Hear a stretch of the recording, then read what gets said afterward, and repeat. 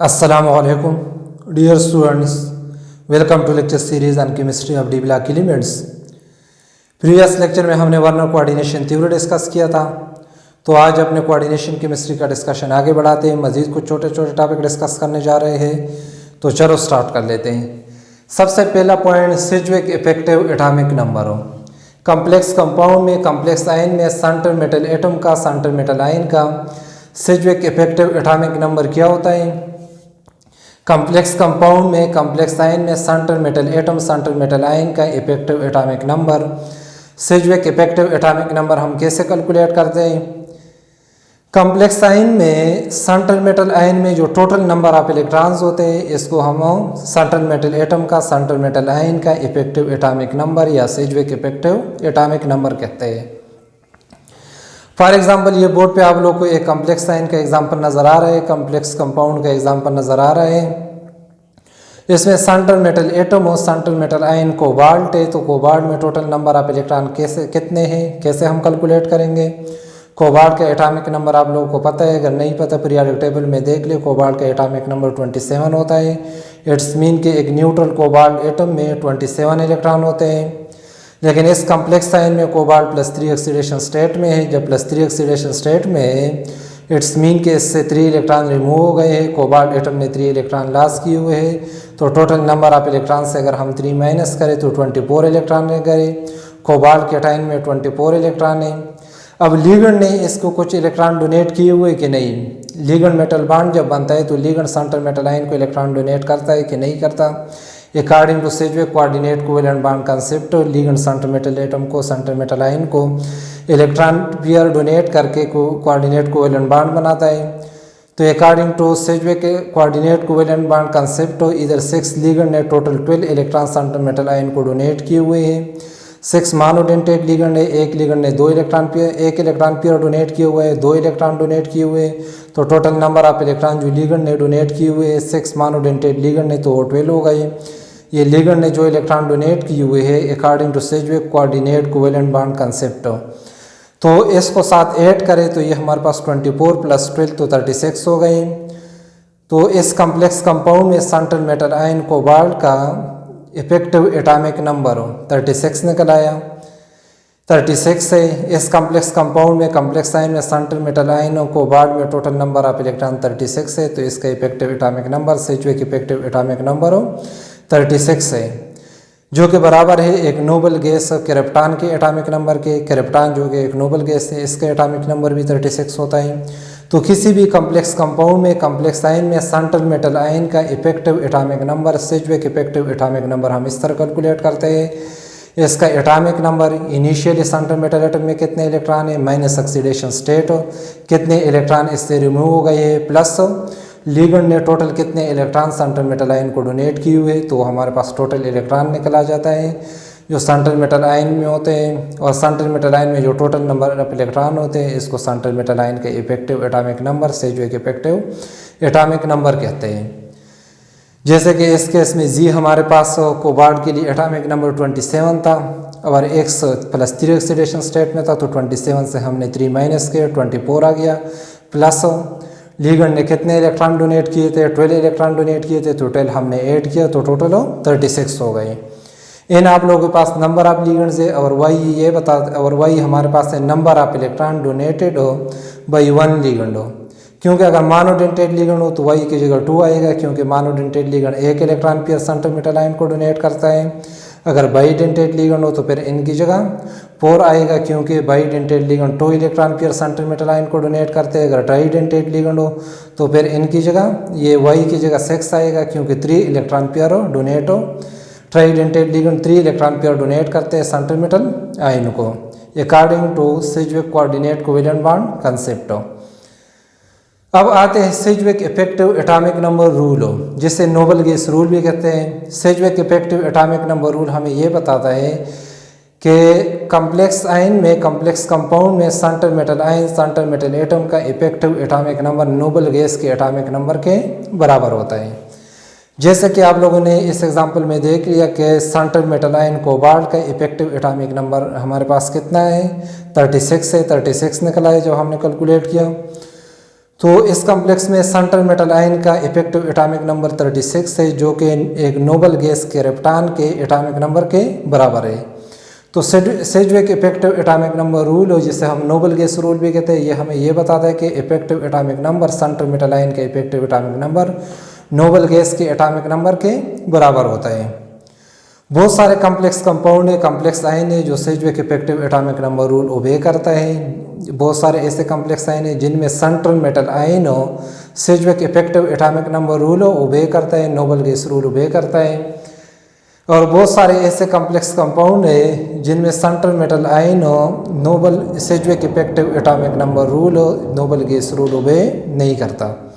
For example इस board पे ये आप लोग को ये जो 4 एग्जांपल नज़र आ रहे हैं, इन 4 कॉम्प्लेक्स आयन में सेंट्रल मेटल आयन नोबल हो Sidgwick effective atomic number rule हो नोबल गैस रूल को ओबे करते हैं। और ये जो 4 एग्जांपल आप लोग को नज़र आ रहे हैं, इनमें सेंट्रल मेटल आयन हो Sidgwick effective atomic number rule noble gas rule obey नहीं करता। इस पहले वाले एग्जांपल को देखें, इसमें सेंट्रल मेटल आयन पैलेडियम है। पैलेडियम का इफेक्टिव एटॉमिक नंबर जब हम कैलकुलेट कर लेते हैं, पैलेडियम का atomic number minus oxidation state plus ligand ने कितने इलेक्ट्रॉन डोनेट किए हुए हैं, तो ये हमारे पास इनका इफेक्टिव एटॉमिक नंबर आ जाता है। इस कॉम्प्लेक्स आयन में पैलेडियम का सेंट्रल मेटल आयन पैलेडियम का इफेक्टिव एटॉमिक नंबर 54 है, जो कि बराबर है एक नोबल गैस जीनान के एटॉमिक नंबर के। तो सेंट्रल मेटल आयन हो Sidgwick effective atomic number rule noble gas rule obey करता है। इस तरह इस कॉम्प्लेक्स आयन में भी सेंट्रल मेटल आयन का इफेक्टिव एटॉमिक नंबर 36 है, जो कि एक नोबल गैस क्रिप्टॉन के एटॉमिक नंबर के बराबर है। तो सेंट्रल मेटल आयन हो Sidgwick effective atomic number rule obey करता है, नोबल गैस रूल ओबे करता है। इस कॉम्प्लेक्स आयन में भी सेंट्रल मेटल आयन जो का effective atomic number noble gas के बराबर आता है। इधर कोबाल्ट का इफेक्टिव एटॉमिक नंबर 36 क्रिप्टॉन के एटॉमिक नंबर के बराबर है। और इसमें प्लाटिनियम का इफेक्टिव एटॉमिक नंबर 86 है, जो कि रेडान के बराबर है एटॉमिक नंबर के। रेडान एक नोबल गैस है। तो इन कॉम्प्लेक्स आयन में, इन कॉम्प्लेक्स कंपाउंड में सेंट्रल मेटल आयन हो Sidgwick effective atomic number rule obey करता है, नोबल गैस रूल ओबे करता है। लेकिन इसके बरअक्स इन कॉम्प्लेक्सेस में देखें तो सेंट्रल मेटल आयन हो Sidgwick effective atomic number rule obey नहीं करता, नोबल गैस रूल ओबे नहीं करता है। इनमें सेंट्रल मेटल आयन का effective atomic number noble gas के बराबर हो नहीं आता। इसमें आयरन का देखें तो आयरन का इफेक्टिव एटॉमिक नंबर 35 है, जो कि नोबल गैस के एटॉमिक नंबर के बराबर नहीं है। इस कॉम्प्लेक्स आयन में क्रोमियम का निकाले, क्रोमियम का इफेक्टिव एटॉमिक नंबर 33 है, जो कि नोबल गैस के बराबर नहीं है। इस कॉम्प्लेक्स आयन में निकल का इफेक्टिव एटॉमिक नंबर 38 है, जो कि नोबल गैस के बराबर नहीं है। और इस कॉम्प्लेक्स आयन में मैंगनीज का इफेक्टिव एटॉमिक नंबर 35 है, ये भी नोबल गैस के बराबर नहीं है।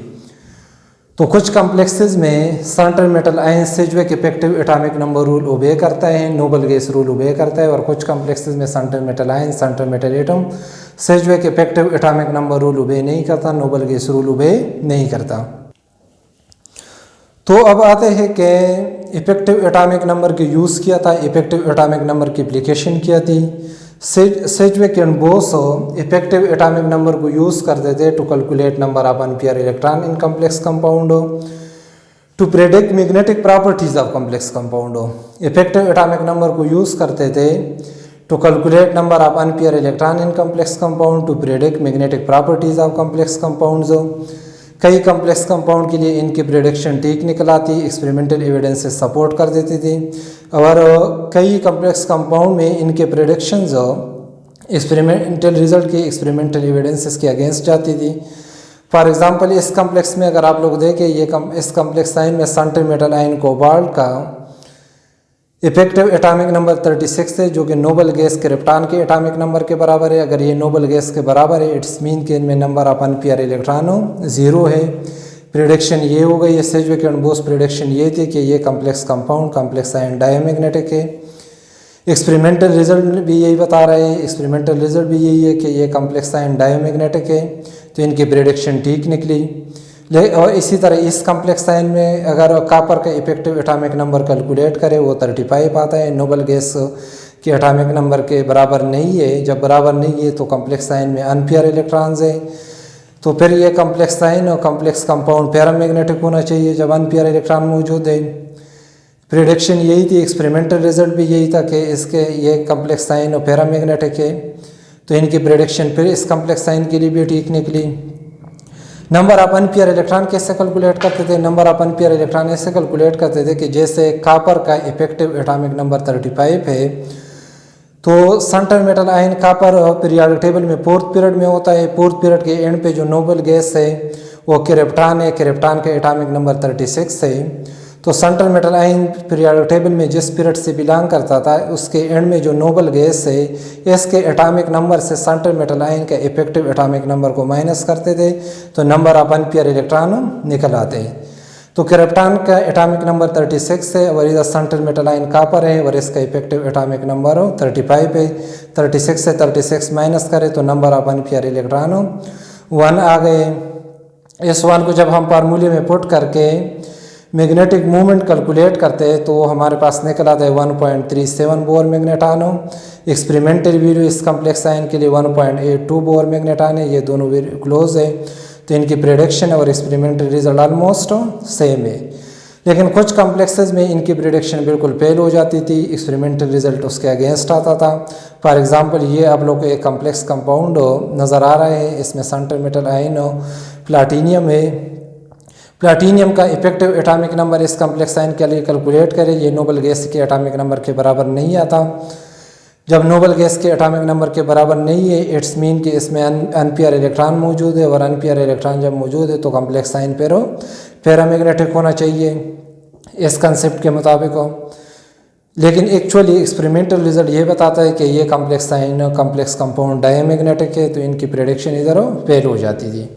कई कम्प्लेक्स साइन के लिए ठीक प्रेडिक्शन करते थे मैग्नेटिक प्रॉपर्टीज़ और नंबर ऑफ अनपेयर इलेक्ट्रॉन्स के लिए, कई कम्प्लेक्स साइन कम्प्लेक्स कंपाउंड के लिए इनकी प्रेडिक्शन ठीक नहीं होती थी। Experimental evidences, experimental observation, experimental result उसके अगेंस्ट आ जाता था। तो आज के लिए मेरे ख्याल में इतना काफ़ी है। आने वाले लेक्चर में मज़ीद कुछ अहम टॉपिक पर डिस्कशन होगा।